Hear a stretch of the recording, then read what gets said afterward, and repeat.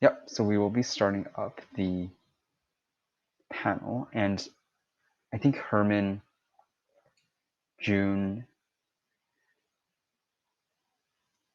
you guys can just, and Nathan, you guys can just open up your camera, and I think I'll automatically add you to the, yep, there we go.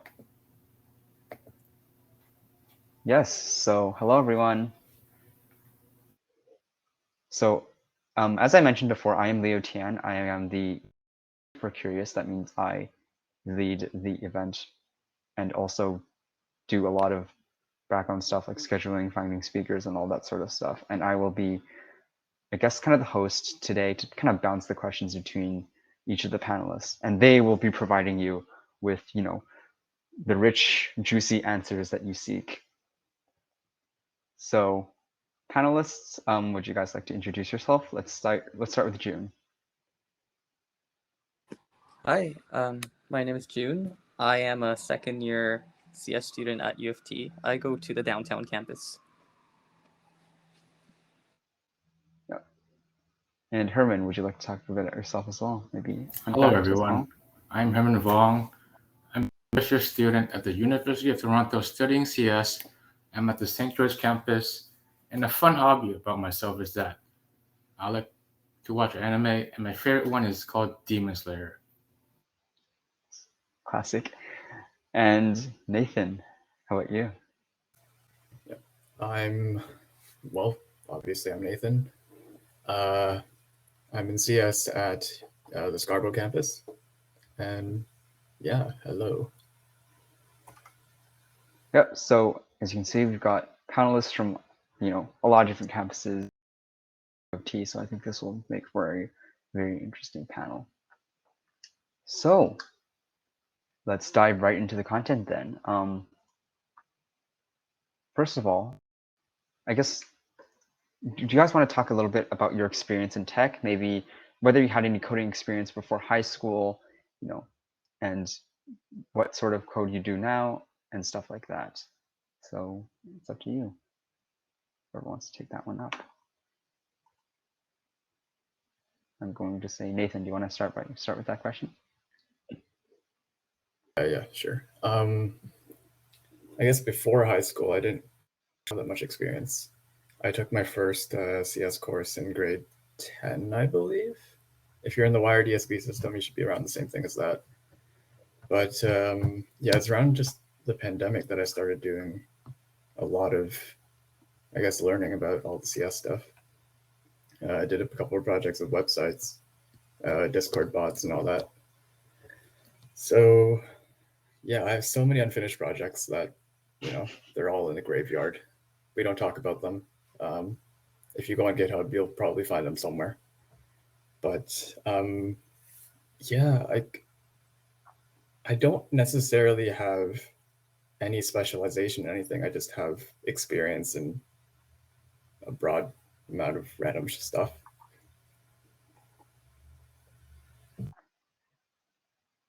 And Herman, I believe you shared similar experiences? Oh, yeah, I do some web development, but like I didn't start coding until grade 10. So I first started coding with like Java around grade 10 because my friend told me to like start to do some Minecraft modding.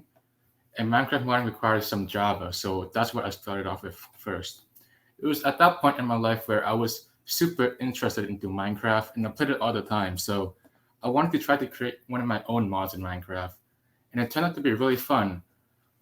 But it also turned out to be like a pretty hard learning curve as a beginner because I had like no experience before. And Java is pretty hard compared to a language like Python, right? But that didn't deter me. I still like continued pushing for it, and I'm happy that I got into CS. And then like after like around grade 12 or something during the pandemic, that's when I started doing web development, just like Nathan. So like my favorite project so far that I finished was a MERN stack app. It was my first app going full stack, and I was able to learn a lot about like how the front end and back end works together. And for those who don't know what full stack is, it's basically like an entire fully made website of like user login stuff and data storage stuff. And yeah, that's me. I do web development sometimes. Yeah, Herman, you gotta share with us some of those those Minecraft modding skills, because if you didn't know, Curious is a Minecraft server, and we're looking to do some add-ons. And June, would you? I kind of Yeah. stopped, It's fine. sadly. And June, would you like to talk about a little bit about how you got into coding or CS? Yeah. About that. In high school, I was actually not in tech or, in fact, I played hockey competitively, and I thought that's what I was gonna do for university, but then it obviously didn't really work out, and somehow found myself in university, luckily, and at Toronto, and I just thought that CS was pretty nice, and I transferred programmed my major to computer science, and that I wrote my first line of code last summer, I believe, and I've been working pretty hard at that, just like the basic web development stuff, like learn Python, learn JavaScript, all that. And I think I made a lot of progress considering I started pretty late, and I just landed like my first co-op thing, like part-time thing right now. So I'm working Hey. as like a front end slash iOS developer for a neuroscience lab. So yeah, kids, you can start pretty late and not be terrible at it. Yeah, tech is definitely one of those things you can opt into later on, and just because like you don't get into the program you want to doesn't mean that you have no future. Like sometimes it's easy to think that, like, oh my god, if I don't get into CS, I'm going to like die. I'll have no job and I'll have no life. But that's really not the case. And yeah, just don't worry about it. And I guess, June, since you opted into CS and you were quite new to the program, like when you went in, first of all, how did you like kind of accommodate, and also what made you choose that certain direction?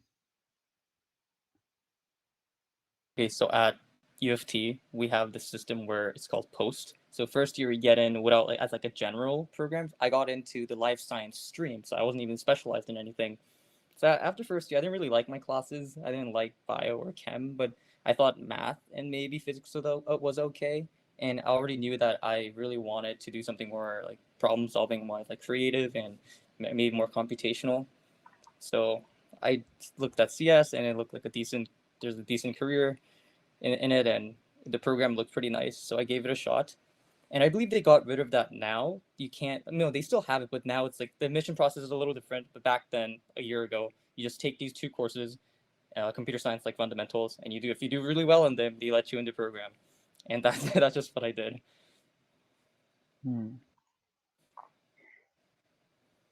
And I guess, Nathan, do you want to answer the same question? It's like what sort of, when you got into tech, what sort of direction did you plan on taking? Did you take that path and kind of? I'm honest. I still don't know what my path is in tech, but in that little sphere of, I like coding, so I'm going to do something in coding. I have done a previous co-op in some small company using Unity and C#, but am I going to do that for the rest of it? I'm not sure. So I guess just leave things open, see where co-op takes you, and go with the flow. And Herman, you mentioned that you shifted, I guess, a little bit from modding or game development into web dev. Was there kind of a reason you did that? Yeah, so like it was also a time in grade 10 where like I took the grade 10 CS course offered at my school. And in that course, we were introduced to Game Maker Studio as well. So like as I was like learning Game Maker Studio, I kind of like got more interested in the design aspect of the games instead, which what made me like start to try to do some HTML, CSS front end stuff for websites. So I think that's what really like turned my path from like Minecraft modding, game maker development to more website design focused projects and coding. Oh, that's an interesting answer. I can definitely get behind that. And I guess there's a question to June in the Q&A actually, and the person who's anonymous asked, how did you understand anything in CS when you were new? Because everyone assumes you know at least a little bit when you get into the programs. Yeah, so it was really tough for me for sure. I always felt like I kind of suck at math, and these kids been programming since they were like 2 years old, and I was like, oh, I can print "Hello World" on the screen now. Okay, great. So it was definitely a struggle, and I think I just took it really slow. I just did all the optional readings. You know, they gave you readings to do. Like I read them in advance because I knew that I'd probably have to work harder than everyone to get in.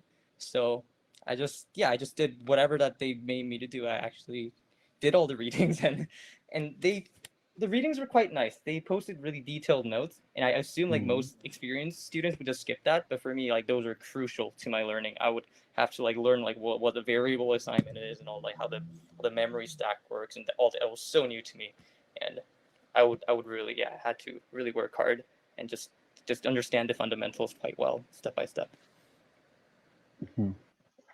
Yeah. And another question relating to, I guess, your direction in tech was, what made you all go for CS over engineering, like specifically more tech-oriented engineering fields like computer engineering, electrical engineering, or mechanical engineering? Is there a reason why you guys chose CS over those? I can start. So I was actually like deciding between to do computer science or more like hands-on things like computer engineering, electrical engineering. So I did take both of those courses in my high school. I took CS and computer engineering. And during my time in high school, like and during my time in both courses, I kind of decided that I like CS more because I didn't really like the hands-on like feature of computer engineering where you solder stuff. Because whenever I did it, I was kind of shaky when I soldered like some of the circuit boards and stuff, and I didn't really like it as much because it's kind of more dangerous in a sense. Because like if you touch like the heat part of the solder, you kind of like get burns. So I didn't want any of that. So I decided to go to CS instead, you know? That is one nice answer. And Nathan, did you? I chose it more for because in engineering you have a lot of required courses to do. My friends at UofT engineering, I don't think they have electives. So I kind of chose it for more of the freedom of choice rather than, sticking to this one path that engineering kind of forces you down. Other than that, I don't know. I just like these. I like CS, so I went into it. In June, for Yeah, I'll you. keep mine pretty quick. Honestly, if I can do things all over again from high school, I would go to engineering, something more hands-on, because I think I really like like doing things with my hand and stuff. But however, in my situation, that means that I would have to transfer into first year of the Faculty of Applied Science and Engineering, and I didn't want to do that because I feel like I'm already a year behind. So with UofT's post system, you can just easily transfer into any major you want. So I didn't really lose that much time per se for my degree. So that's why I just chose CS, because in the end it looked like they get the same jobs, and my engineering friends are like, oh yeah, like it's pretty similar, and you'll actually have more Right. free time. So that's why CS was for me. Oh, by the way, my goal and like overall direction, I think I'm looking into getting into industry, not too much like theoretical research. So that's Right. my direction. So I think if you want to do theoretical research in CS, then definitely go for CS. Yeah. And I guess moving on with the contents of the panel, one really big thing that we all consider our direction in tech is the courses that we take in university. And what are your courses like? Like what sort of courses do you take? Like maybe give a short description. And like what unique courses does your program offer that no other program does?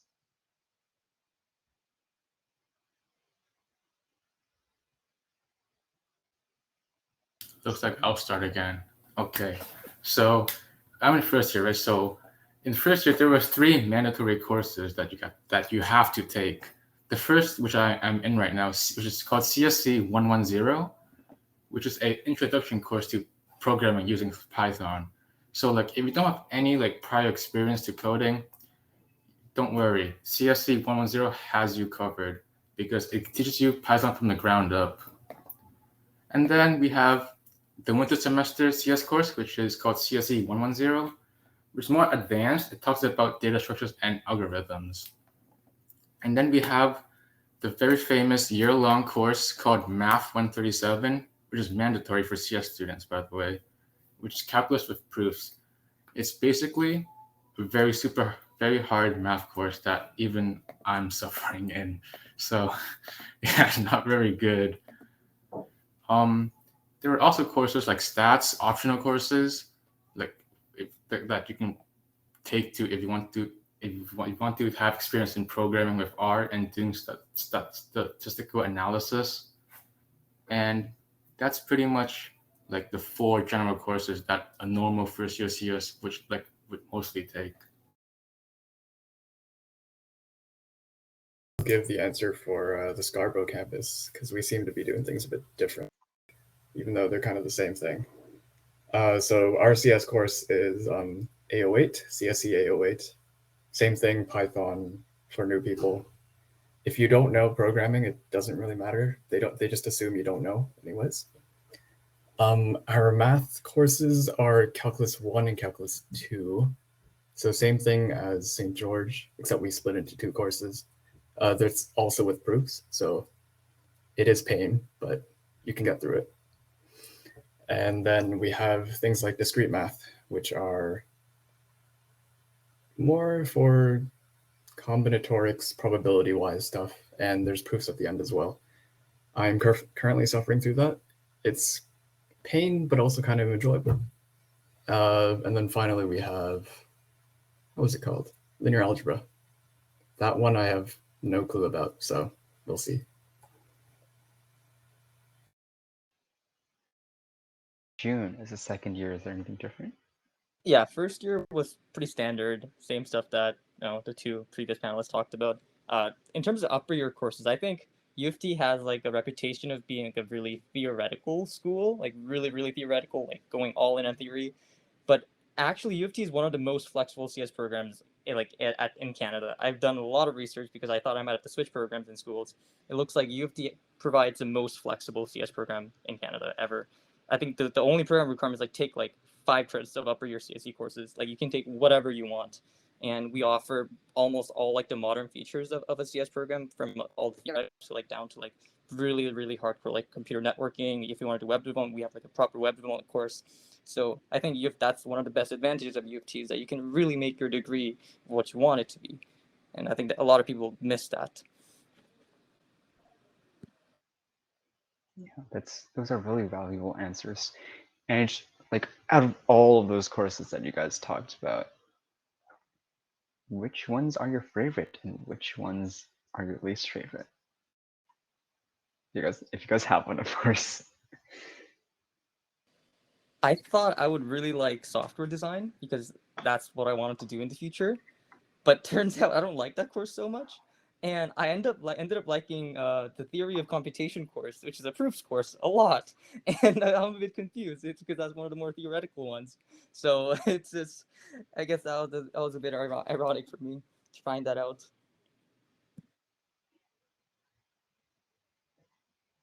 Yeah, it's always really surprising when expectations just flip around. Reality is not what you expect. So Herman, have you been in UofT long? That opinion yet, or is it, Yeah, I have actually. So far, my favorite course has to be CSC 110, which is the beginner to Python course, because it is very well structured. Like, it's so well taught. There's always help available to you, like that you can easily succeed in that course. I think the course current average is like high 80s or like low 90s, but that average might drop since midterm averages haven't come out yet. But so far, it's pretty good. And my least favorite course is Stats 130. I think it's mainly because it's basically like an asynchronous course right now, because we have to learn the weekly content from pre-recorded videos, and we have to do like a quiz and a problem set every week. and it gets really tedious and tiring. But it was like if it was like an in-person course like next year or like in 2 years, then I think I would have enjoyed it much better since I kind of like in-person lectures much more than like watching videos online and like writing notes. Nathan, how about you? I guess same thing as Herman. CS is kind of my favorite course. I don't think they teach it as well as I guess St. George, but it's definitely pretty good. Average is around like 70s. Somebody's screaming. Okay. Yeah, average is around 70s. I guess my least favorite would still be calc with proofs. Just I have some problems with the course structure. It's not great, but we can get through it. It's fine. Nice. And I know that somebody asked, how is math 137? And you guys just touched upon it, but how is it? What are the tests and assignments like? 137, tests and assignments. So like in Math 137, we have like we have a problem set every 2 or 3 weeks assigned to us. And these problem sets are like the most hardest questions that you would get in the course. It's like super hard and stuff. But like the tests, they're generally much more easier than the problem sets, like because they know that you're under a time constraint. So the test in that course is much easier. But the marking scheme for like the midterm I just received is like super tough. Like they dock off marks for like every single little mistake. So like I thought I did good after writing the midterm, but then when I got it back, I kind of got sad because I was expecting higher. So if you do go in that course, go in with lower expectations so you don't feel sad. That's like my best advice. Yeah, nothing can be below your expectations if you have none. And Nathan, how's your experience with it? Math 137. I'm guessing 137 is the equivalent to our calculus course, right? Yeah, I think so. If one of you guys, yeah. For us, I think it's structured a bit differently. We have assignments due every week, and a quiz every 2 weeks, I think. So yeah, the quizzes are based on the last 2 weeks of lectures, and the assignments are based on the last week of your lecture. So you'll kind of be doing that kind of just throughout the semester, kind of in the back of your mind the entire time. But other than that, the instructions are pretty clear as to what you're supposed to be doing. Sometimes the TAs can grade a bit weirdly, so you do have to talk to them if they, messed up with their grading. But other than that, yeah, it's math. What do you expect? Lower your expectations a bit and don't fail. And June, did you take Math 137? I was fortunate enough that I didn't have to take more. I took the easier version. Again, not a good math guy. Never thought I was gonna be in CS or anything. So I took the easier versions, like 135, 136. It was like high school math, like the same stuff with we learned how to do integration, but that was pretty simple. So it's, yeah, I had a much more easier experience. But it was like, but for me it was hard. But I think most people thought the course was pretty easy, whereas I was just like, oh, how do I integrate this? I was like, I was pretty lost in that class. And another related question about courses is, Herson asks, do you recommend taking Math 157 as a CS major? Like you can take 2 different math courses in the downtown St. George campus. Math 137, which is like the one most people take because it's way easier than Math 157.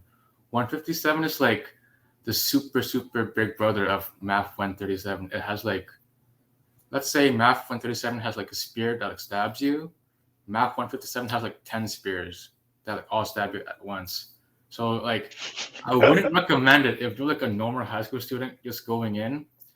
But if you're like some super smart math person who has done math competitions in high school, I think you can give it a shot. And if it doesn't work out, like the first couple of weeks, you can always drop down to Math 137 because they allow you to. And when I asked this question, I saw June just vehemently shaking his head. I think it's okay. If you're speaking with a CS major and if you're doing like a math specialist, then maybe. No, I think there's not even a maybe. You have to take it if you're doing a math specialist and just like a CS major for fun. Because I know like 2 guys who are doing that, and they took math 157. So if that's your ultimate goal to get into like theoretical maths and just do CS for the fun, then I would say yeah. But if you want to just focus on computer science, then not necessary. But yeah, so I would try to. I mean, 137 already sounds plenty hard. So yeah, that's my opinion.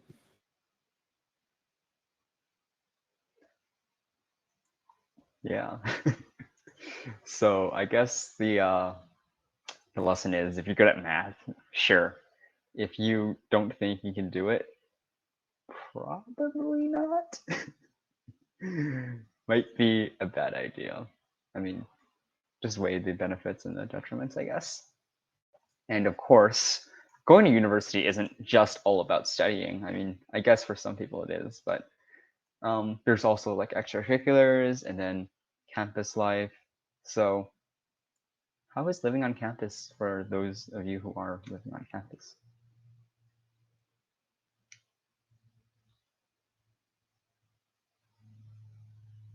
Answer since I'm on rest. It's a bit subdued right now because COVID and all, everything's kind of shut. But I hope it's a bit better when people start coming back in the winter, which hopefully happens. If it doesn't, then yeah, that's not great. But yeah, the Scarborough campus is definitely a bit more secluded than St. George. We don't have too much to do outside of, I guess, walking to some restaurants and shopping at SDC if that's what you like to do. There's a lot of extracurriculars I can join, like sports, swimming, volleyball, all the sports teams type stuff if you're into that. And we do have a CS club, which is interesting enough. So yeah, the residents, I'm right now in one of those townhouses on the Scarborough residence thing.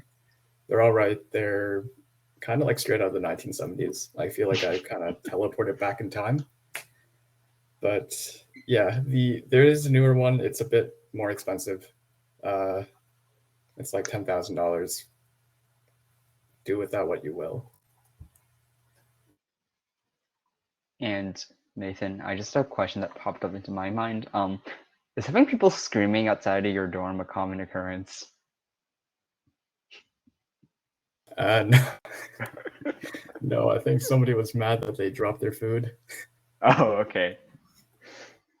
Because sometimes I'm and they're just like, sorry, there's screaming outside my window. I'm just like, okay.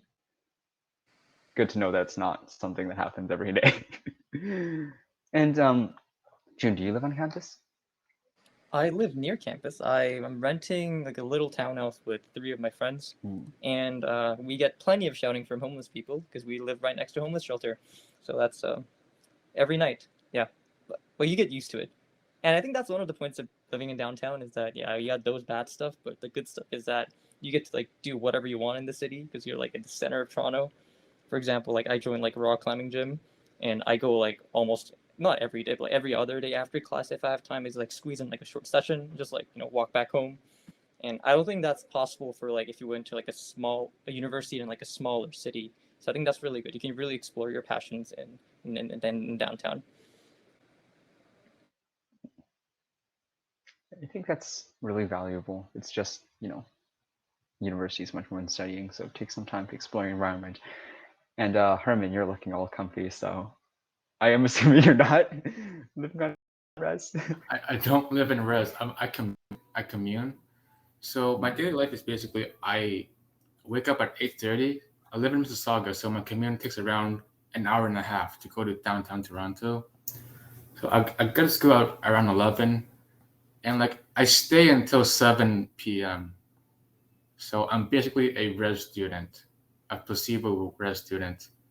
So like campus life is pretty nice, I think. There are a lot of restaurants, like Chinatown's like 5 minutes from like the center of the campus, I believe. So like it's very often you see students go to Chinatown to get some to get some dinner with their friends. Mhm. So yeah, I think downtown campus life is pretty fun. Lots of things to do. CN Tower's right next door. Lots of attractions. So yeah, I really like it. Yeah. So those are pretty interesting. You got perspectives from living on res, living slightly outside of res, and then living, at home but having to commute. So I think it covers a wide range of possible ways to go to school. And of course, I think Nathan, you mentioned that there's a lot of different clubs and sports and activities that you can do. So maybe do you want to talk about maybe what sort of extracurricular activities are there, and maybe what extracurriculars activities you are doing, and maybe some that you did in high school, just so people can feel the previous, learn from their upper years. There's a lot of clubs just for your subject area, I guess. If you're in bio, there's bio. If you're in, I don't know, anything else, there's probably a club for it. We do have a website. I forget what it was called. I think it was ULife, was it? That had a directory of all the clubs that you could join. But personally, I've joined the CS club. We're kind of just a Discord server now because everything's, they don't allow people. But other than that, I haven't joined too much. I think most of my life right now is just trying to pass the calculus. But yeah, I hope as I get, a bit more used to things, I'll be able to join a bit more. From what I've heard, you don't want to join clubs that are too closely related to what you're majoring in, just because you don't want your entire life to be consumed by only CS or only engineering or, only math. Sometimes it's nice to just chill and, do some sports or something. Oh, and high school stuff. I also did CS and did some swimming.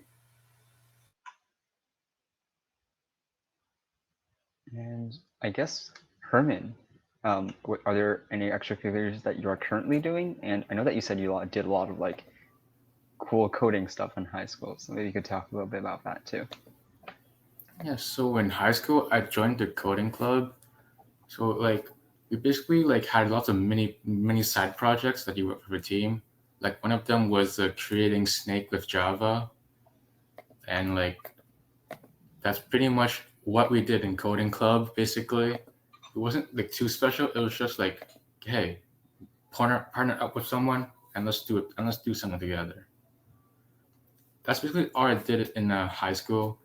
But in UofT, there's a lot more clubs. So like there was like an entire club fair that I went to like a month ago.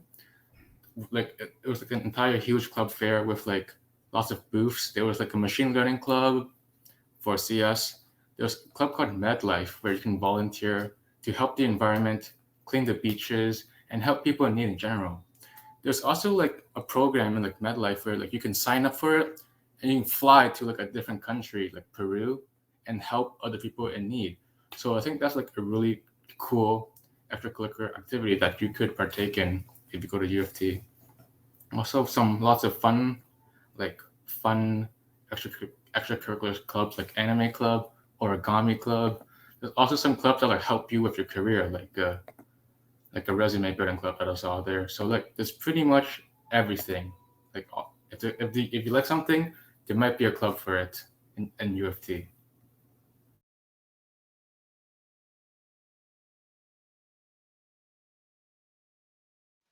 Oh, June, were you about to say something? I think you might be muted.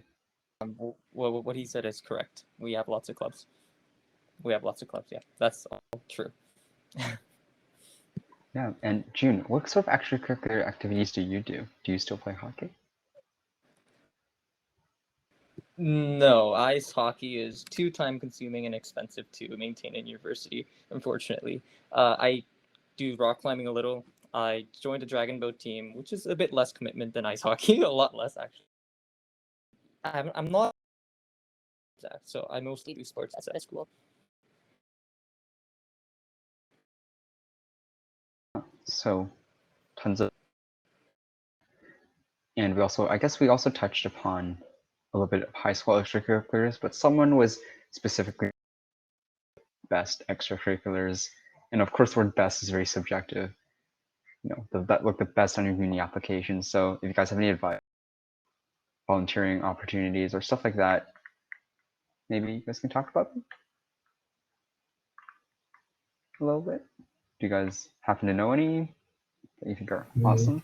I guess anything that shows you have initiative, that you're doing something outside of just school. Things like hackathons. Yeah, just things like hackathons, things like just volunteering, anything.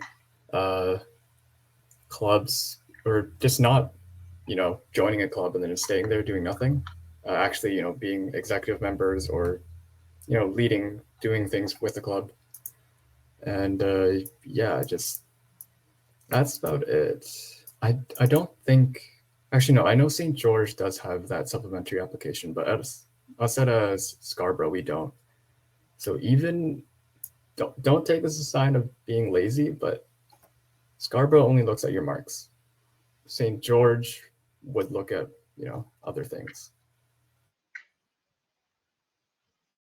And I guess pertaining to that question, somebody asked, could you provide a list of clubs, especially the ones with the international volunteering? And I assume by that you mean the person means, I guess, not nonprofits, because usually when we say clubs, it's usually limited to high school. But I can give you a good example of a nonprofit that focuses on tech and that is curious. So, if you're really interested in tech and you want to, be a leader, or you want to organize these great events, maybe you would be interested in joining the exec team.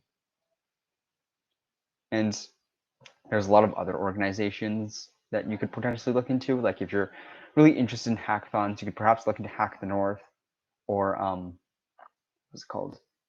Major League Hacking. There's just a lot of tech opportunities out there.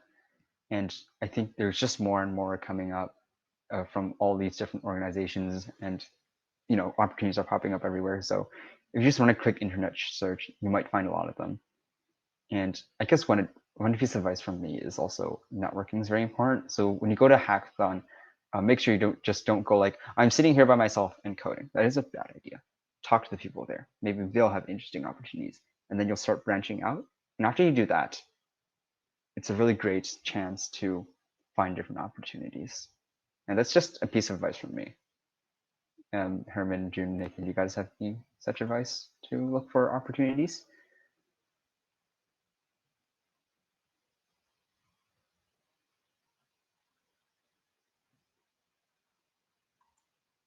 Okay, that is also fine. I hope that I answered that question. Of course, I'm not a university student, so I'm not exactly. But I guess moving on, co-op experience. I know that both June and Nathan, you guys mentioned that you have briefly worked at companies. So how is that?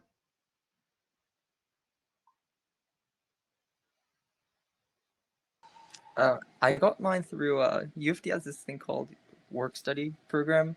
So it's pretty much like a part-time internship where the commitment's usually like 15 hours a week, so it's not that demanding. And they have around, I think this year they had around like 10 developer positions, and I applied to all of them. Like the moment they came out, I applied to all of them. I was lucky enough to secure one, and right now they're this neuroscience lab, they're doing this research project where they need like a custom iOS app experience. So I'm using this WebView app wrapper framework to develop like the front end, and then the back end is mostly cloud stuff, so I don't need to touch that too much. So I guess I'm more of like a front end developer at this point. But so those are the things that I'm doing for this like part-time experience. Yeah. A little bit different. Mine was a high school co-op, so not paid, but kind of went through the co-op office at my high school for that. Scarborough, we do have a co-op program, which I'm in, but your work term probably starts second year, third year. So I can't really comment on the university co-op part that much. But yeah, I guess my high school co-op, it was with Unity, C# developing some Android application. Learned quite a bit from it, like software design, just collaborating with other software developers in general. And yeah, solved far too many bugs.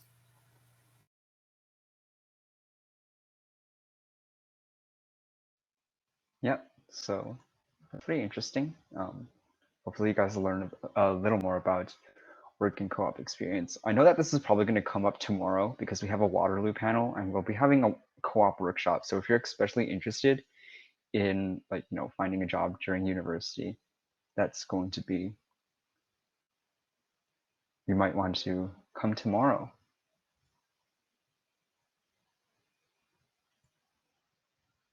And I guess, what kind of skills do you learn during your co-ops? Like what sort of hard skills, or soft skills do you develop? Or do you think was really valuable? Something valuable that you learned? Is organization a hard skill? I think that's more of a soft skill, right? It really forced me to check Soft skill. Slack often, reply quickly to my supervisor because God knows what he wants me to do next once I'm done my first task. So he's not that happy if I don't check it for like an entire day. So definitely checking those more often, replying to emails quickly. Those are like the soft skills I learned. Like hard skills, I just like got better at. I don't know, script. that's like a lot of JavaScript. And just understanding the framework pretty well because it's a pretty obscure one. I think only like research projects usually use it, and so there weren't any like videos there. I had to read the documentation pretty thoroughly, and it was quite bad. And they didn't really have any examples. So I had to like really wrap my head around the poorly written docs, and I think that's like a hard skill that I learned. Yeah, as for me, I guess it's just getting over that initial shell shock of, hey, it's my first day, and oh, there's 1,000 lines of like, or 1,000 files of code in this project, and I have no idea where to start. So it's just that, trying to get to terms with what you're actually working on, organizing your thoughts, and yeah, maybe just not making a fool of yourself on the first day. Hard skills, just, I don't know, just you learn stuff. It's not as relevant, to be honest, unless I guess you're going to apply for another job, which case, yeah, just, yeah, I don't know. And I see a few questions in the Q&A that are targeted towards this specific question that we're going through right now. So to June, how did you get a job just after first year? How did you learn the iOS stuff in just over a year coming from a complete non-programming background?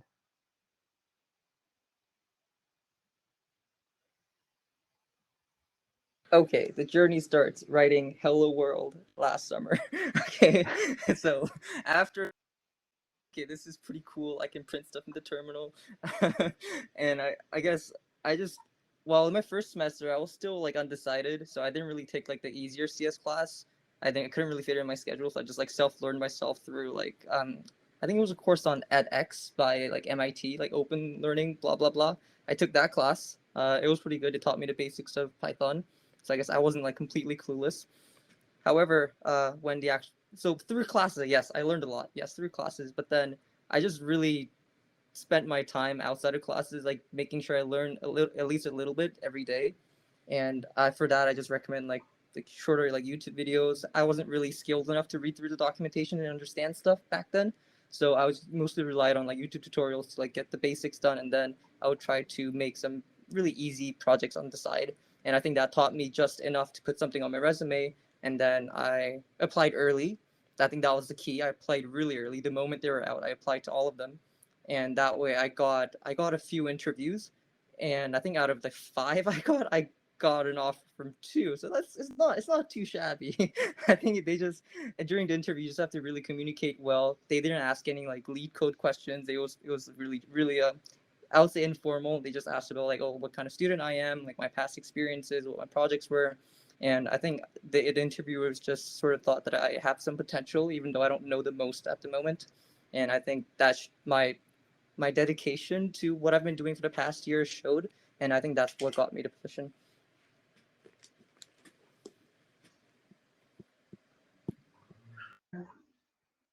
And another question that's related to, I guess, jobs, which I think we might answer this one during the Q&A session later on. So here is the big thing, admissions. And I know that since you guys are first and second year, you guys probably just did your admissions quite recently. So would you mind talking a little bit about your I guess your experiences with that process? How is it applying? How is it like? So I applied only to the St. George campus. I'm not sure if it's different from Scarborough or the Mississauga campus. So when I applied, I had a 95 to 96% when I was accepted. I was accepted like during February, I think. And so for St. George, they look at your grades, and they also have like a supplementary application where like you had to do like answer 4 or 5 questions in paragraph form. And there you can talk about like your extracurriculars. Like I think there was one question where I talked about my leadership. They asked about leadership, and I talked about how in my coding club, my extracurricular, I led a team to learn to make a snake game in Java. So I think being able to incorporate your extracurriculars, show that you have a bunch of them in your application, I think that really like makes your application stand out more for the St. George campus, of course. And Nathan, how was that for you? Yeah, I applied to St. George and Scarborough. I guess thing out of the way is 95 to 96% average when I was accepted. Yeah, St. George does do the extracurricular thing. I think they still do it this year. I'm not certain. But Scarborough, I'm pretty sure doesn't. So Scarborough would be straight. I'm not sure how they admit, to be fairly honest with you. They do grade, I think they do check grade 11 marks, but definitely your grade 12 marks are the important ones. Yeah, I don't know too much about the St. George one. Scarborough, I think our admission average, if I'm not mistaken, was low to mid 90s last year. Everybody's I've talked to at least has been 94, 93, 95s in that broad range. But yeah, definitely get extracurriculars if you want to get into St. George. And yeah, that's all I can really say. Yeah, I did not have those grades. My grades were pretty bad. And so for me, I was in like the post system. I think they're moving towards the getting directly in from high school system now. But in terms of, I think the essays were really similar because I still had to write an essay after finishing my 2 first-year courses, and they did ask about leadership experience. One question was on like, oh, what challenge did you face and how do you like overcome it? And I think for those, I really focused on, yes, my extracurriculars because I thought I was a pretty unique applicant coming from like high school, like just being like a sports guy. So I talked about those a lot. And my entire strategy was, hey, my grades aren't that good right now, but then look what I did in the past. Maybe I can like show that I can transfer my work ethic in a different discipline into the field of computer science and academics. And that was my entire theme of my essay. And I think being consistent in that sense was quite, it was quite effective because I think the cohort average that those who got in was all above 90%. And these are like university classes, like university CS first year classes. So they're like not, I assume they're a little harder than high school classes.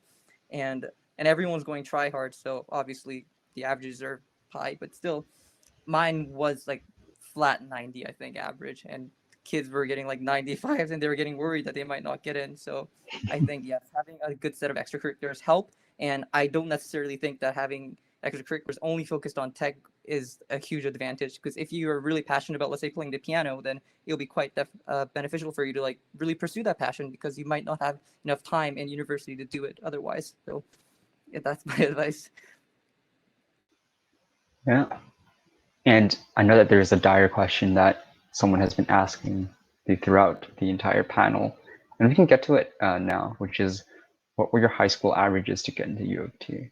I think, if you, of course, answer if you're comfortable. You don't have to like blurt out the exact number if you don't feel like it.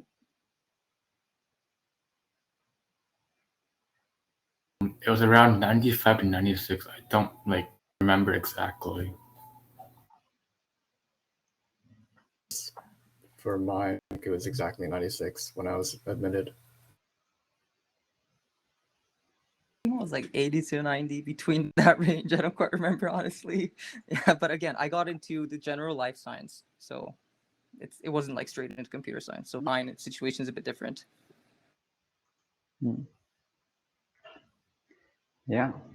And what was something that I guess like helped you through the admission process?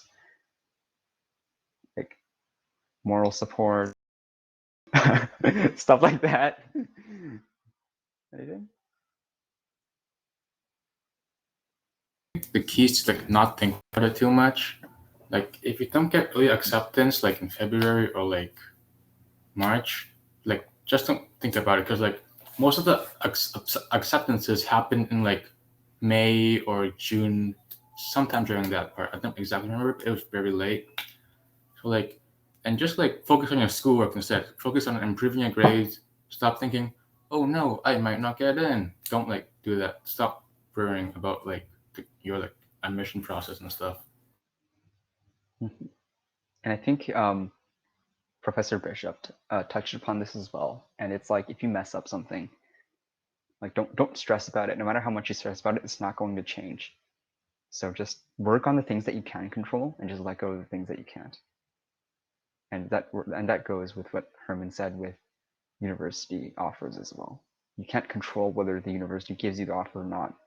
So just keep working on yourself, no matter like when you receive it.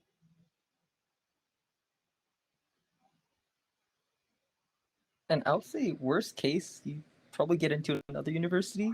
And I think like computer science is like a pretty standard degree. So in most universities, you guys will pretty much learn the same thing, right? And that, at least that was like my backup plan. I actually applied to the University of Western and Guelph and Queens as like my backup, because I thought I might not make it to make the transfer. So like I was trying to do like a transfer, and so yeah, those were like my backup plan. And once I looked at it that way, it was pretty okay. The only thing that was sad for me was that I might lose my friends I made in my first year.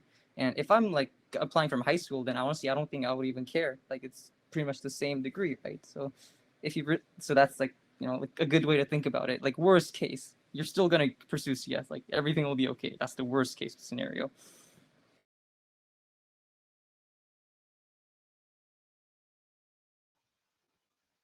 And Nathan, do you have any advice?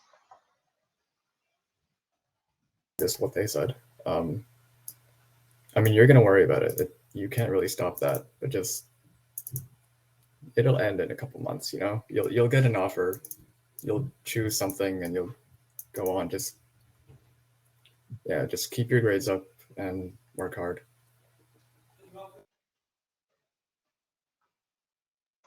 And last question for this sec. Oh wait, am I muted? Oh no, I'm not muted. Great. Last question for this section. Do you guys have any closing thoughts or advice for this year's applicants who are crying? I mean, stressed. Anything? Basically, what I just said, right? Like the only thing you can do is like not panic. I think Yeah. it's like it's kind of easy. It's kind of easy to say not panic, but like you just have to do your best to not panic. Basically, that's all I did, to be honest. In a way, grade 12 is worse than first year. Just get on with it, and it'll be over. Yeah. that's a good mindset. So I guess that is the structured part of the panel, and we're going to dive in what you guys have all been waiting for, which is the Q&A. And we've got tons and tons of questions built up, so this is going to be very fun. So first question, which is the most voted, is from Albert, and they ask, any advice for landing your first software engineering internship in uni?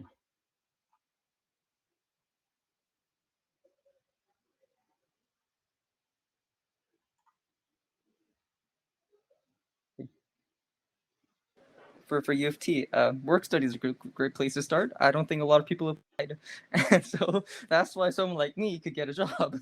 So definitely take advantage if you're coming to UofT of the work study program. Like apply early, get your resume ready. Write your I use like a template cover letter honestly, and I just mixed them around a little. I applied to every single work study developer position that I could find, and quite ironically, the one that I got accepted said it was like a machine learning position, and I was like, I don't know anything about machine learning, and I still applied, and I got in because they just happened to need a JavaScript developer, even though they didn't post that. So, even if you think you're not qualified, you should still apply because they might have another position open that might be good for you, but they just forgot to post it or thought that maybe it's just too insignificant to post it. So, there's my advice: use work study if you're going to UofT.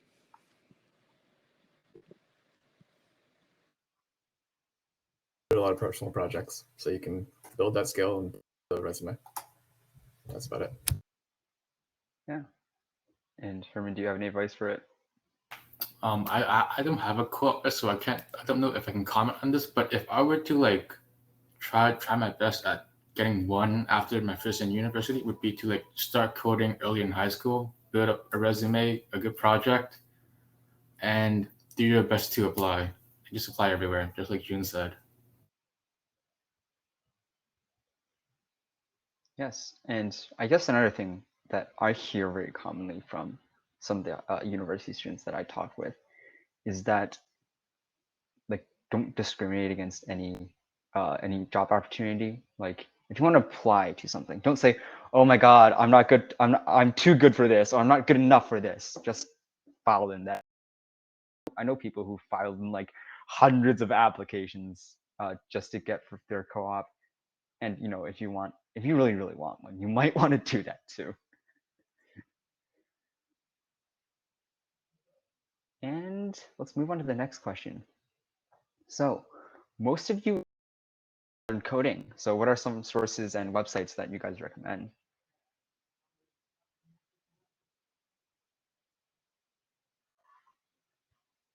Free Code Camp. It's pretty good.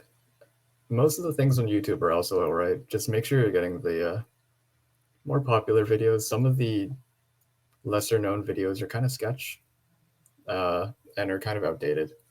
So do that. There's also sites like Coursera or edX that I think they do have kind of like university lectures that you can watch. Things like CS50 or MIT's OpenCourseWare, those are pretty good as well.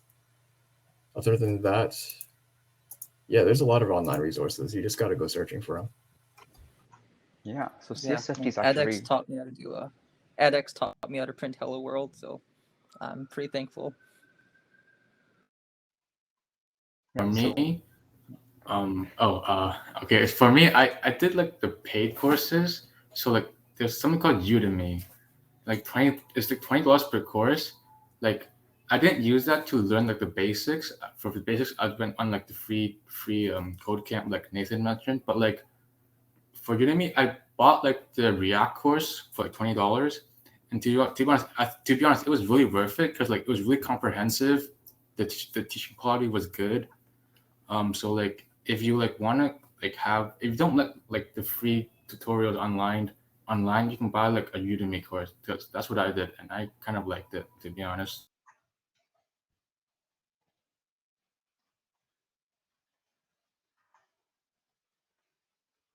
Yeah, and I'm sending some of the resources that they mentioned into chat. So I sent CS50, Coursera, and I'm going to send edX right now.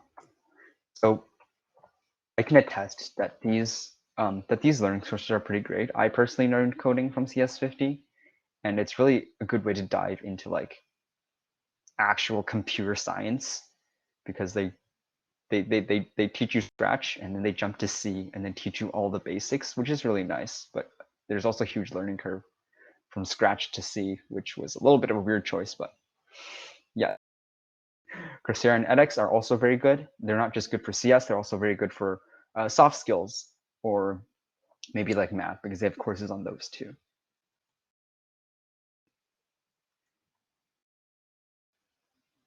And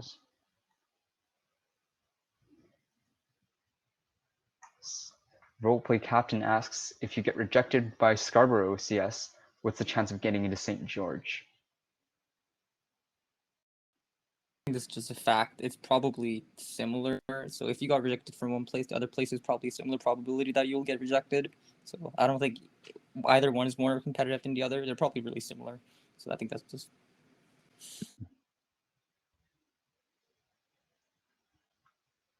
Herman, I think from like when I applied, Scar had like a lower admission average, I think. I'm not quite sure, but I don't think you have a high chance if you get rejected by Scarborough CS if you want to get into St. George, unless your like supplementary application was really good and you had like a bunch of extracurriculars, stuff like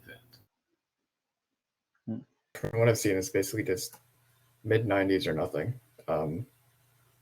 Scarborough will accept you if you have, low 90s, but everybody I've seen in low 90s has had co-op, or they've been placed out of the co-op program, so they're in normal rather than co-op.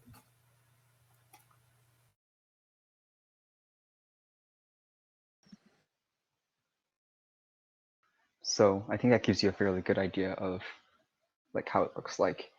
And another person asks, can you guys explain how the CS system works at U of T? I've heard there are things like post, and you'd have to have a good average your first year to make it or continue to do CS. So there are two options. One is called CMP1, where you get straight from high school. So that'll be you guys. The second option is you get into university in a general program and you're out of stream. And then you take these two courses called CSD 148 and 165.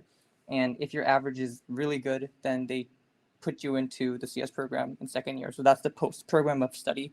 And so I assume that's what Herman's doing is CMP1. So he gets in straight from high school, and then he needs to maintain like a 70, 77 average, and he's guaranteed a spot in the second year CS program.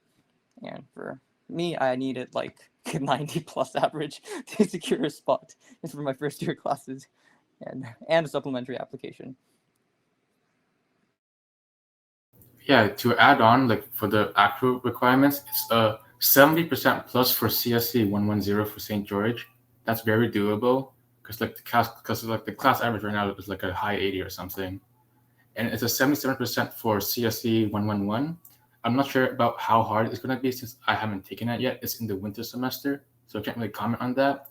And the third condition is to pass Math 137, which is doable if you put the effort into it. I won't go into specific, but I just posted a link to the PDF that they sent to all of us for the post requirements, because they changed it over last year. Last year, I believe it was you're kind of competing with everybody else, so you kind of don't want to help anyone. But this year it's a lot more chill. So if you're in, then you should be good.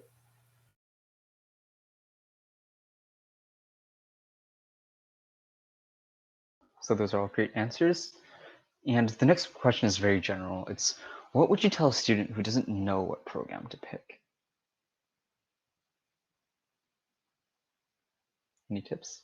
Well, this is what my engineering friends told me, because I wasn't really sure to do engineering or CS, whether I should lose a year or not. And they just told me to like pick one, and then like in the end, you'll probably be happy. Like they're all really similar.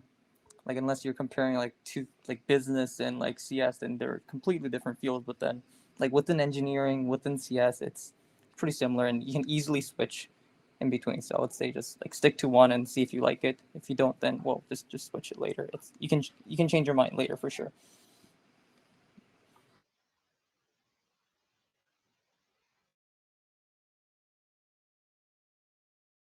So this is something like my guidance counselor told me when I asked him what like program I should pick, or like what he said to like the entire class basically. You should find something that like you're good at, something that you love doing, and something that makes money. Like find like a region, but like pretend like it's like a triple Venn diagram, you know?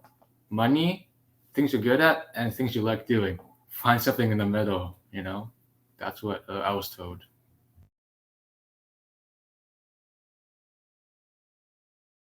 Yeah, so they touched on all that. I guess from like purely like just utilitarian, try to apply for programs that are, I won't say exclusive, but like, you know, how we have our CMP1 streams, because it's easy to transfer out of those, but it's not. It's very hard to get in.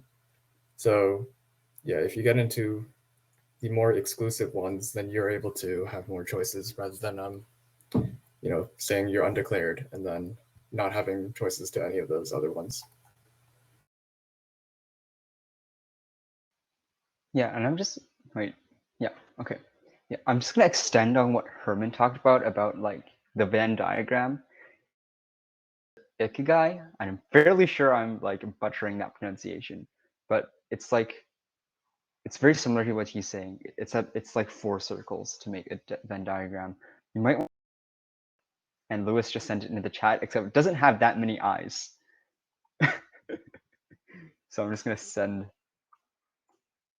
This is what it's called. So Ikigai, I just sent it in the chat. You might want to search it up because it definitely does help you decide like what you might want to follow, like what makes your life meaningful, and you know, it's always cool. And Lewis says I'm not pronouncing it properly. Of course I'm not. I told you I'm probably butchering it. So okay, man.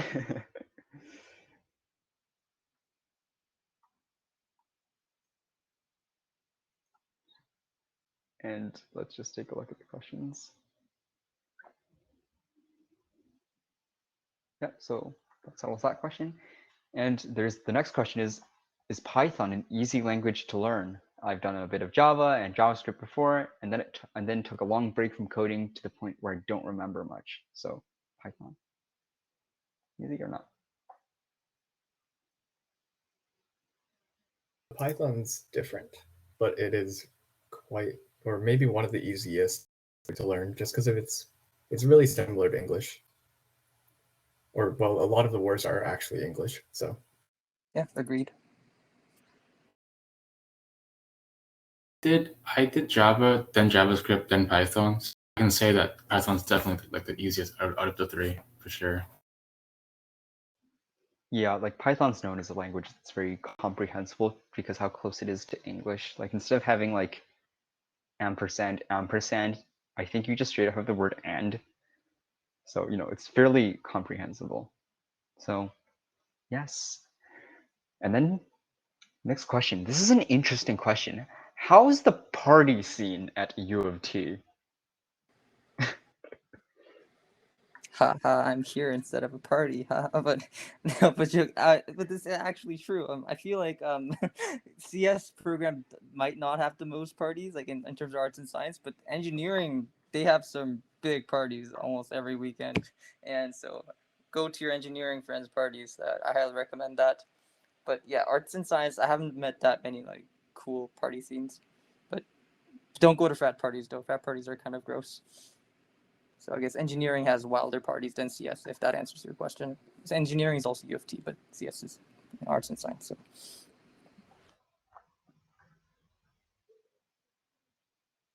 I haven't like seen a party. I haven't like went to a party in UofT. I've never like heard any parties like when I'm like walking by like residences. So like I haven't seen any. So like no, for me. No. yeah, student. That's all I'm going to say. Yes, nice answer from all of you. And the next question. From Waterloo, UBC, U of T, what university do you guys think have a good CS program and a good co-op program if your end goal is working in a big end company?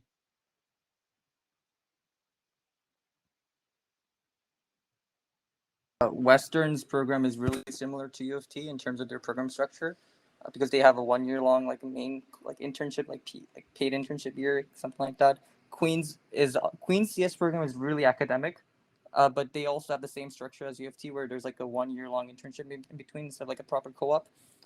Guelph has a co-op program, so that's good. I believe they also have like the arts and science version of software engineering for some reason. But so Guelph has a good, decent co-op program. Ryerson, I'm not sure about their co-op program, but I heard that their CS program is pretty chill, so it's easier to do well in classes. So you'll have more time for your side projects. And I think that's most. Ottawa has a pretty good co-op program, I've heard, and yeah. So I think that's the most other universities that I looked into. I really looked into this a lot. I thought I was not going to make it because I was I digress.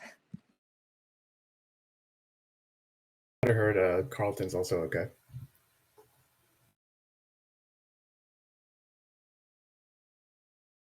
I guess I will extend that question. And somebody said, man didn't say Waterloo CS. That's because the question asked aside from Waterloo, UBC, and UofT. Some other good, I know, I'm not sure about co-op, but some other good CS programs are from McGill, which is, we also have a panel for that, by the way, which I think is coming up on Sunday. So you might be interested in that. Another one is UDM, especially if you're, I think if you're Francophone or from Quebec, that might interest you. And another university with a fairly good ranking for CS is actually University of Alberta. So those are some alternatives that you could apply to. It says there are also lots of scholarships for Anglophones at UDM. And Hamid says, I'm interested in University of Curious. Unfortunately, Curious does not yet have a university. Maybe we will someday. Maybe. And next question, back on averages. Does anyone know the averages that are needed for UTSG? It's like around mid 90s, 95, 96, around that.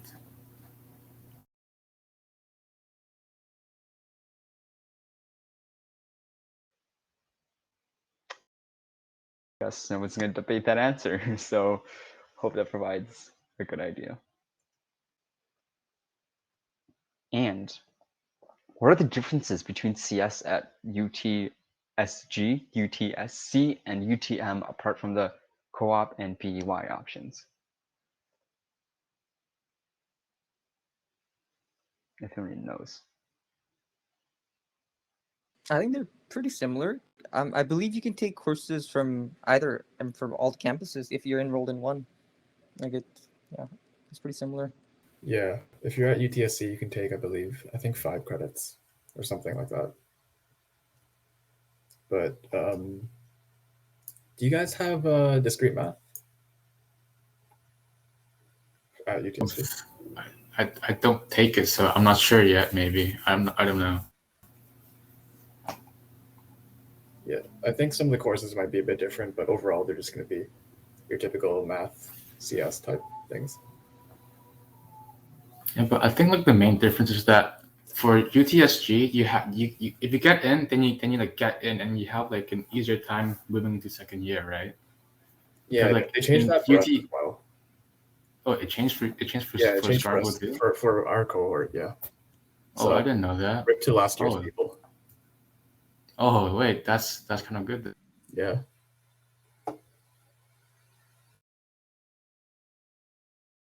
And June just disappeared. Oh, he's back now. Okay. So questions, I guess that question is answered. And somebody asked, are clubs something that have significance, or are they only to complement your uni life? Like how high school extracurriculars are good for applications, are uni clubs good for jobs? No, we all gotta stop playing that game. You should join clubs because you like them. University is already really stressful. Like, actually do things that you like. Like, I think all this like hard grinding to get into something sort of stops in high school, because in university you should probably like focus on your studies, but then also have to like try to join clubs that you actually enjoy. At least that's my opinion. That is one nice answer you got there. Nathan and Herman, do you guys have a separate opinion? For me, I do want to get involved in clubs because I know at the end of first year, we have to apply to some ASIP program, which is our co-op program. And I know that they take into account a lot of extracurricular activities and not so much about your GPA. So for me, I am trying to do some extracurricular activities to like try to like up my chances of getting into that ASIP program. I mean ASIP, yeah. And apart from clubs, if you're going to look for a job in tech, you're going to have to, projects that you did yourself, self-learning type of stuff. But other than that, yeah, just June's answer is perfect. Portfolio is important, but you should also focus on yourself, what you like, not just always stress about, I'm not getting this, I'm not getting that. No. Okay, next question. Do you believe your enthusiasm kind of died after you got into the program and started studying the content?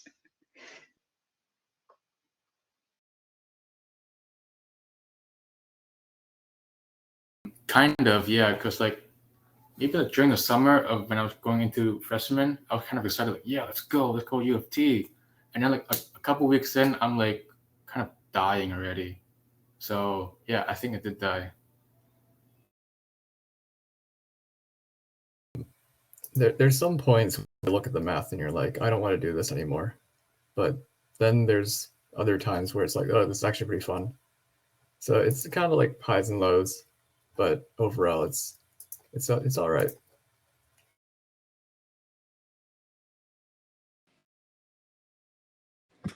I agree. Yeah, it's just sometimes I feel pretty good about it. Sometimes it's Yeah, it's always a roller coaster, highs and lows. And here's actually a follow-up to one of the questions I asked June earlier on. Did you talk about any of your past projects in your interview? Maybe link to the MIT course you did, projects you worked on, technical interviews, like how were they? So the interview was a bit different depending on the role. So there's this one like database role, and they really like drilled me with questions that I couldn't answer. So like I embarrassed myself pretty bad in there. And for the two roles that I actually got an offer for, I just explained like what I built, because I built like this like really little cute app that like lets you explore UofT study spots, and I talked about like the APIs I used and like what framework I chose, and like some maybe like little design decisions, like why I put that there, and like what's like why did I choose this language and such and so. I just needed to like explain what I did clearly, and they seemed to like that. And yeah, so I think that covers like extent of how much I talked about my projects. And I didn't mention like the courses. I don't think that was really relevant. Not lead code style, but they just ask you like some things like, what do you do? How do you do this in like SQL, or like, oh, what would you do this, or like how would you do that? And yeah, but I failed those, but no lead code style, because this is more like a chill position. Like it's like work study. It's not like you're not getting hired by big tech companies. You're getting hired by usually companies that are associated with UofT. Yeah, that's a great answer. And here's another one that I think is based off of June's answer and my answer of a previous question. And they asked, if we broaden our casting net when applying to jobs, according to June, wouldn't that be overwhelming, as that means applying to any and all available jobs? Yeah, I mean the day it opened, I think I stayed at a library and then just applied to jobs for like 5 hours, and then after that was done, it was done. So I was like, okay, forgot about it, and then 2 weeks passed, and then interviews started rolling in. So I was like, oh right, I did that, right? So it's yeah, definitely overwhelming. And a good advice I got from like an upper year student was that you should stop applying when you feel like it's just like draining the life out of you, and that's when you should stop applying. And I think 5 hours was enough for that I was done. So yeah, just apply as much as you can, but then honestly, like don't like, you're trying to don't get too obsessed over it. Just do what you can.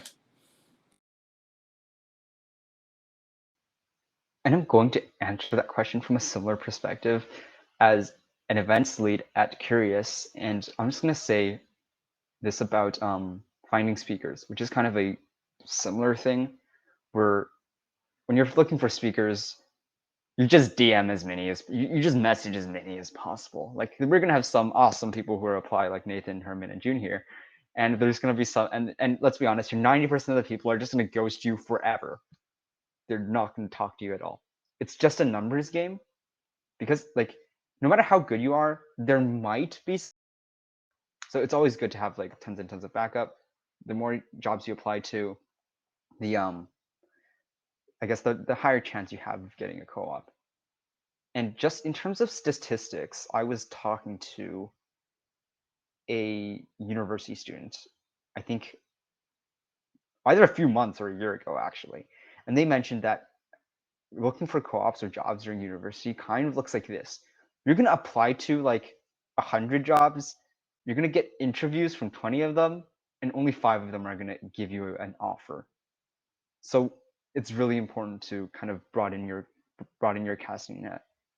And I hope that answers your question. It might be a little overwhelming, but yeah. The grind never stops. The grind is just life. Okay, next question. Does U of T care about grade 12 English in summer school? It's very specific. Hope you guys have answers for that. I think you mean like if they like treat it differently from like a normal English class in like a semester 1, semester 2. I don't think they do. They don't care if you take it in summer school, But I know that Waterloo does for sure though. So like, don't take summer school if you want to apply to Waterloo.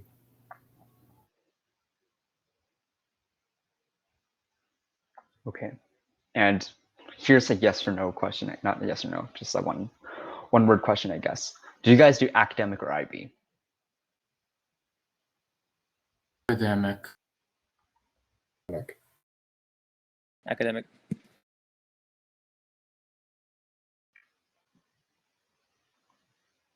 That doesn't mean if you're an IB, you can't get into UofT.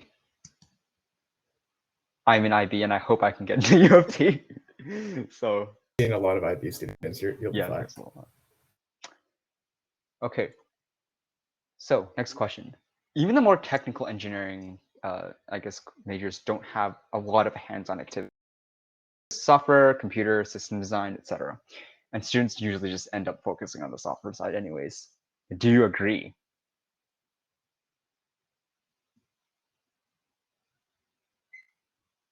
I guess it's because more of just job market than anything else. Because you've got more demand in software, I believe, than the rest of them. So if we take that into account, then it kind of makes sense.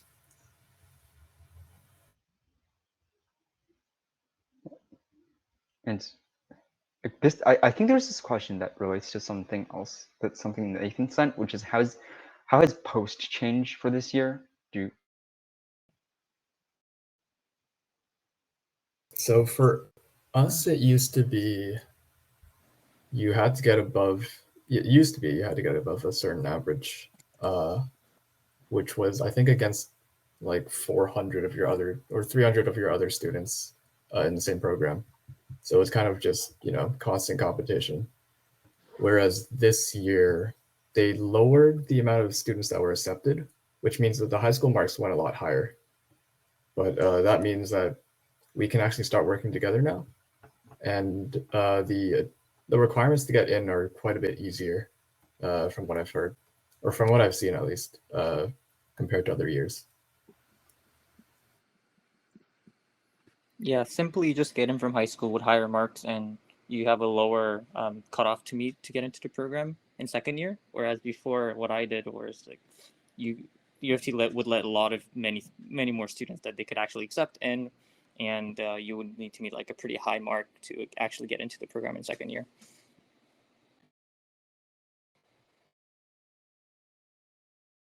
And next question, are any of you planning into switching into another program like engineering or a different program altogether? I know June, you've switched into CS, and I'm guessing you're not going to switch again, but Nathan, Herman, oh, you guys are all shaking your heads, so I'm assuming the answer is no. Okay, here's a few more interesting questions. What do you do if you doubt yourself in applying to jobs, like when you're a beginner, self-taught programmer and have virtually no experience? If I think you're doubting yourself because you don't think you have the qualifications, then maybe try to learn those skills and then apply. But if you're just doubting yourself because you just think that you're not good enough, then just apply. But in the end, I think just apply. But I would say like learning towards those goals. Let's say you don't know much about SQL, and then the job you want has SQL in it. Then learning SQL is probably a good idea. Then you'll doubt yourself a bit less, and then you can apply to that job.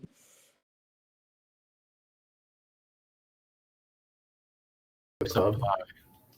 Yeah, just apply. Like worst case, they just ghost you. That's it.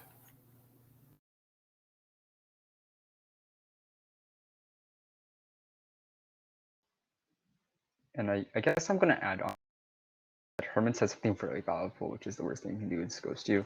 It's a really good mindset to hold. It's like it's a really good mindset to hold whenever you need to apply to something, and it's the worst they can do is just reject you, right? So it's just like don't be afraid of doing something, because you might think, oh my god, if I get rejected from Google, everyone's going to laugh at me, but really nobody's going to care about the fact I'm rejected. So just do it. The worst thing they can say is no. That's what my parents told me, and it led to a lot of things, and eventually me sitting here hosting this panel. So yeah, the worst they can say is no, until you start reaching out to speakers, and then you realize the worst thing they can do is ghost you. So Herman, you're right. The worst thing they can do is ghost you. And the next question is, how do you manage imposter syndrome and rude people not sharing answers? Not sure about the second part, but how do you manage imposter syndrome? I get that pretty much every single day because I feel like I shouldn't even be here. But I think you just get used to it at one point. More practical advice is just to think that like they probably accepted me for a reason. They saw good that I can't even see myself. Like you're here for a reason, maybe. Rude people not sharing answers, I don't just like don't talk to them anymore.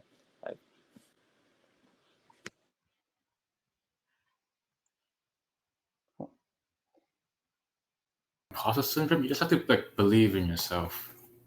Like don't compare yourself with others. It's kind of like my mom comparing me to like my cousins. Like pretend that doesn't happen and just believe in yourself. That's it. Be people that are better. Just if you're doing better than, I don't know, like you a year before, then just keep going.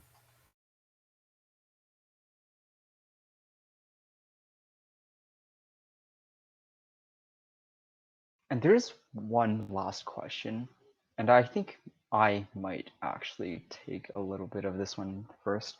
So the question is, do you guys think that high school students can also apply for beginner level jobs with their limited experience? And as a high school student, I will tell you, yes, you can. I have had jobs offered to me before, so it definitely is possible for high school students to have a job at like some company. And I do know people who have had like, I think at the youngest, I know someone who has had internships when he was 14. So if you're a high school student, you can definitely try applying for some beginner jobs, depending on what the requirements are, of course. If it says you need like, if it says it's looking for a senior programmer, which isn't really a beginner job, probably don't apply for it. And honestly, like if you really love programming but you can't find a job, you could start your own company. Nobody's stopping you from doing that. I've met someone who has started their own company and made like six figures after the company got acquired. So, and he was 16, definitely in high school. So it's always possible. And I know that Nathan, you mentioned that you had a co-op when you were in high school, I think. Yeah, so mine was just through the regular high school co-op program that they had, which means that, any companies posting there are going to be like, they know that you're high school students. They know what to expect.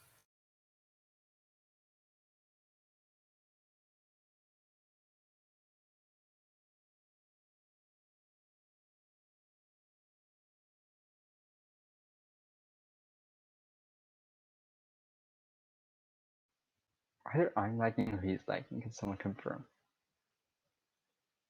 Frozen for me, so Okay. And I think Lewis also adds that one of the presenters at McGill, in the McGill panel, got a co-op as well during high school as well. So, yeah.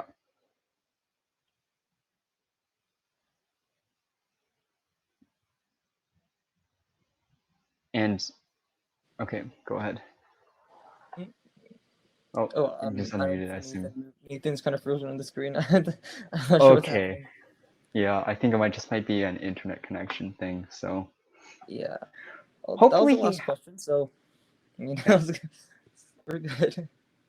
Yeah, and it is 7, so that's technically the end of the panel. But I guess before we all leave, here's just one question that you guys might be interested in. Is like, advice to your high school self. What would that advice be? Start coding earlier. Don't do sports. study harder. Take math classes more seriously. But I would say like develop hobbies more, because you're so caught up in getting into college and your university, and you think that sort of life ends there. But in reality, like you're just getting started once you get in. So life will be so much more like richer and fuller if you already have some passions built up from high school, and then you can join clubs in that area, and then you can even build that passion even further. Because it only gets more difficult to start new things, I would say, because you have more time in high school, I think.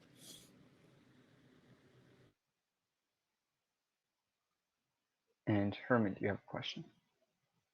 yeah, basically what you said, start coding earlier. I think it really makes like a big difference to like whether you like feel more comfortable like during your coding courses in university. So yeah, I think that's all I have to say, because I don't really regret anything I did in high school. I think I made a lot of good choices in high school. I don't really regret anything I didn't do.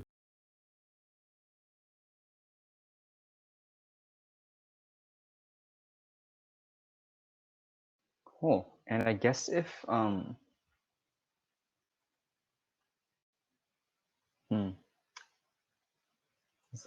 panelist isn't back, so I guess we will have to end our panel here, considering that it is like, I think 10 o'clock Eastern time. So probably all fairly sleepy. It's pretty late. So that will be the end of the panel. I hope you guys all enjoyed it. Thank you, Herman. Thank you, June. And thank you to, wait. And thank you to, okay, I'm just having a brain fart right now. This is bad. Nathan. Yes, Nathan. Okay, and thank you, Nathan. Sorry, Nathan. I just forgot your name for a moment. Thank you, Nathan, for giving us this awesome panel. You guys had some really great answers, and it was very insightful. So, yes. And if you guys are interested, you guys could participate in the coffee chat session later tomorrow, and you could have a chance to, I guess, speak with the presenters or speak with the participants. So, yes. And Nathan says that he has no idea what's happened to his audio or camera, but he can see the chat. Cool. Okay. Yep. So, see you guys. Bye.